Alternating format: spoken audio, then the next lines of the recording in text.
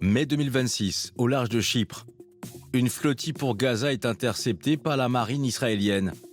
Composée d'une 50aine de navires, elle voulait briser le blocus imposé par Israël sur Gaza, confrontée à de graves pénuries.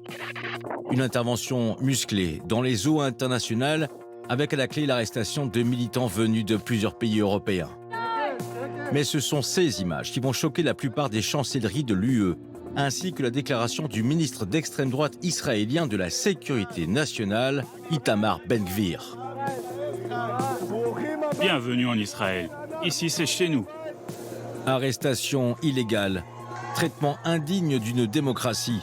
Après leur libération quelques jours plus tard, c'est ainsi que certains dénoncent sans ambiguïté les méthodes utilisées contre eux. C'était une torture H24. Il n'y a pas un moment où on se sentait en sécurité, on avait peur tout le temps.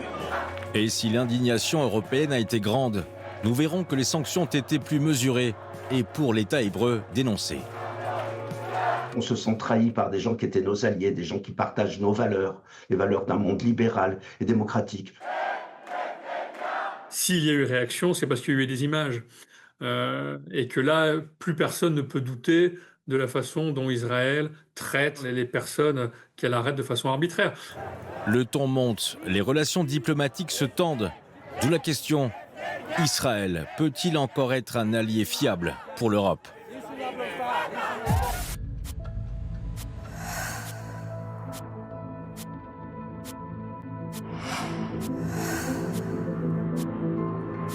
Salon aéronautique du Bourget.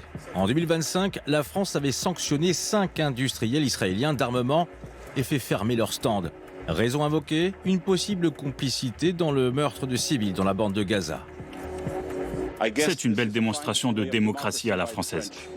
Rebelote cette année au salon de défense Eurosatori, où seuls les industriels exposant des armes de défense anti-balistiques ou anti-aériennes seront autorisés par la France. Une obligation morale pour de nombreuses ONG qui accusent plusieurs États européens de complicité de crimes de guerre dans la mort de dizaines de milliers de Gazaouis.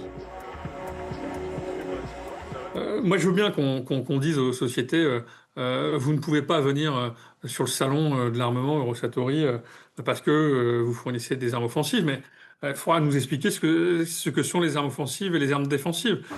Ainsi, l'année dernière, plus de 35% du matériel militaire acheté par des membres de l'UE provenait d'Israël. Allemagne et Italie en tête. Pour certains spécialistes, l'Europe a toujours été et devrait rester un bon client. On doit quand même avoir besoin des armes israéliennes, on a besoin en cybernétique, on a besoin en protection du dôme de fer, on a besoin de ces gens-là qui vont nous protéger, donc on a besoin d'Israël. Et ça se fait en sous-main avec un discours de rhétorique pour calmer la rue, pour pas calmer les gens qui pourraient être... C'est pour des raisons, je dirais, populistes et politiques qui ne sont pas de notre intérêt. Malgré ces mesures, Israël utilise son arsenal sur son sol et surtout au-delà de ses frontières. Par exemple, pour grignoter des parcelles de territoire libanais. De bombarder au sud Liban depuis début mars 2026, maisons, villes, villages et même hôpitaux pour tenter d'éliminer la menace mortelle que représente la milice du Hezbollah. Des attaques menées par un gouvernement faisant peu de cas du droit international. C'est un gouvernement donc ultranationaliste, dont le centre de gravité politique et idéologique est marqué à l'extrême droite, il n'y a pas d'autre terme, et dont au moins 2 ministres, peut-être 3, le pire étant Ben-Gvir, sont littéralement fascisants, qui sont très concrètement de nature pénalisable. Enfin, je veux dire, non seulement en droit international, mais ce qui est bien pire que ça encore, le plus souvent en droit israélien. Un gouvernement critiqué notamment par l'Allemagne, pourtant un allié indéfectible depuis de nombreuses années. Le gouvernement allemand exhorte également Israël à respecter le cessez-le-feu conclu en avril et à protéger la population civile dans le sud du Liban. On était dans la démocratie libérale. Aujourd'hui, c'est les empires qui reviennent. Donc on a Poutine, on a Trump. Israël a pris le camp, parce qu'elle n'a pas le choix, le camp de Trump. La France se sent, l'Europe se sent qu'elle a besoin de s'opposer à Donald Trump. Et donc elle va prendre des positions contre Israël. Contre les opérations au sud Liban, mais également en Cisjordanie voisine. L'Union européenne a ainsi pris des sanctions contre des colons extrémistes israéliens. mais sans effet concret sur le terrain. Donc, je pense qu'il faut à un moment être raisonnable, quoi. L'enjeu, clairement, ce n'est pas la relation Union européenne-Israël. L'enjeu, c'est de sauver des vies. Alors, il y a des mesures qui ont été prises, mais ces mesures, elles sont insuffisantes.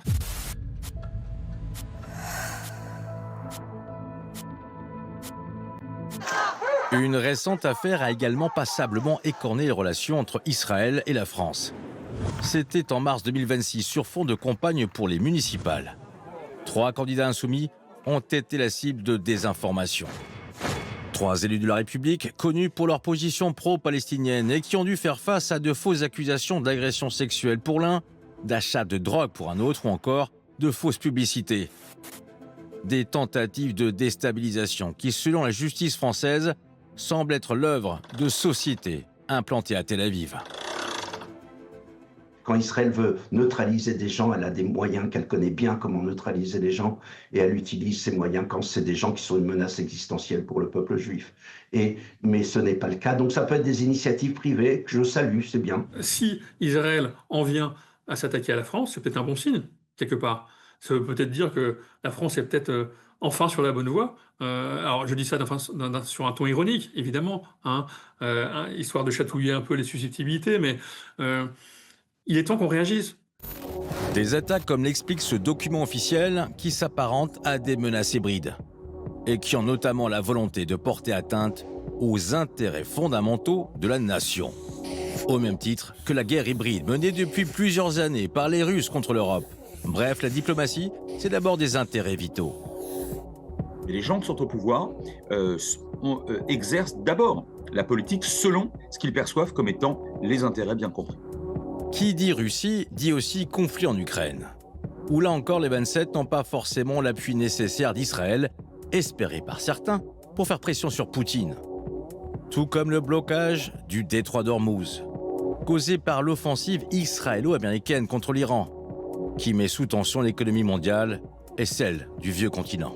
Les Européens doivent pouvoir exercer des pressions sur les belligérants, parce que nous ne sommes pas dans la coalition, pour que la guerre échappe, enfin, pour que la libre circulation maritime puisse résister à tout type de guerre, parce que alors sinon c'est l'anarchie, c'est le chaos, etc.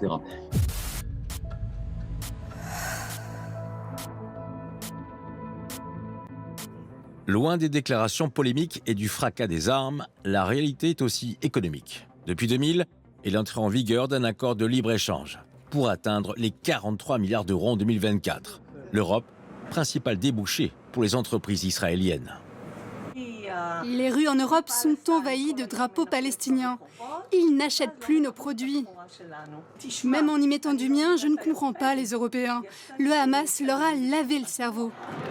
Ainsi, ceux qui appellent au boycott des produits israéliens le savent. Cet accord commercial est conditionné par son article 2, au respect des droits de l'homme et des principes démocratiques. La conclusion, c'est que Israël viole l'article 2. Si en fait vous voulez arrêter en tant qu'acteur à ce qu'on vous entende à entendre dire que le droit international est mort, eh bien prenez les mesures. Prenez les mesures et faites respecter le droit international. Le droit international, il n'est pas mort. Le droit international, il existe. Ce sont des personnes qui s'insurgent, qui en fait font le travail que nos gouvernements devraient faire. Des gouvernements européens de plus en plus opposés à cette politique belliciste, justifiée par les atrocités commises par le Hamas en octobre 2023 avec 1200 morts et 250 otages. Mais une Europe frileuse. Oui, c'est vrai que l'Union européenne pourrait prendre des mesures à ce niveau-là. Ça, pour le coup, fondamentalement, ça ne changerait rien, ou quasiment rien à l'économie israélienne. Et on revient à une question très philosophique. Est-ce que les sanctions sont susceptibles de modifier à la marge ou de façon centrale la politique d'un gouvernement? Si l'Europe reste d'abord divisée sur les positions à prendre face à Israël, l'État hébreu demeure au moins un allié de circonstance jusqu'à de nouvelles élections.